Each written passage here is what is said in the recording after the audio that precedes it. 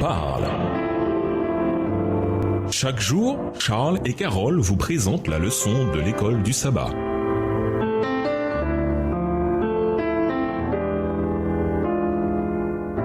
Bienvenue dans votre émission Dieu nous parle. Nous voilà au vendredi 6 mai pour aller plus loin. Certains disent, religion par religion, il y aura toujours des gens bons qui font le bien et des gens mauvais qui font le mal. Mais pour que des gens bons fassent le mal, il faut la religion. Dans les années 1600, le Français Blaise Pascal a donné cet avertissement célèbre.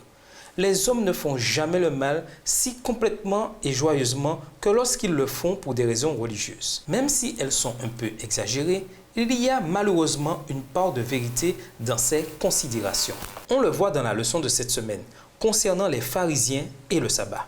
En retournant contre les pharisiens leurs propres questions concernant ce qu'il est permis de faire le jour du sabbat, Jésus plaça devant eux leurs mauvais desseins.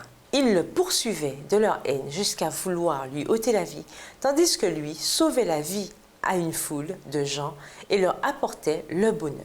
Était-il préférable de tuer le jour du sabbat, comme il se proposait de le faire, plutôt que de guérir les affligés, comme il l'avait fait?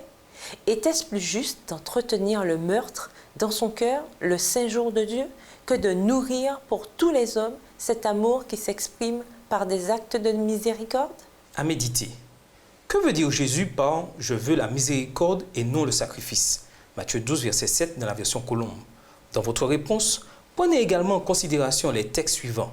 Matthieu 9, les versets 10 à 13, Osée 6, verset 6 et Ésaïe 1, les versets 11 à 17. Pourquoi, selon vous, étant donné les preuves puissantes que nous avons dans la Bible, tant de chrétiens, même des gens très fidèles qui aiment Jésus, sont-ils si inflexibles dans leur rejet du sabbat? Que pouvons-nous faire à part montrer les preuves bibliques pour rendre ces gens plus réceptifs à la vérité du sabbat? De quelle manière gardez-vous le sabbat? Comment avoir une expérience plus profonde et plus riche dans votre observation du sabbat? Jésus a dit « Mon joug est bon et ma charge légère ». Comment contribuer à alléger la charge et le joug de ceux qui vous entourent? Pour conclure, la plupart des églises ont une croix à l'intérieur ou à l'extérieur. La croix est un symbole puissant de ce que Jésus a fait et fait pour nous. Mais quelle est notre réponse à la croix? Jésus dit que si nous venons à lui, nous aurons le repos, la paix et la joie. Une telle promesse n'est-elle qu'illusion dans le monde fou et stressant dans lequel nous vivons?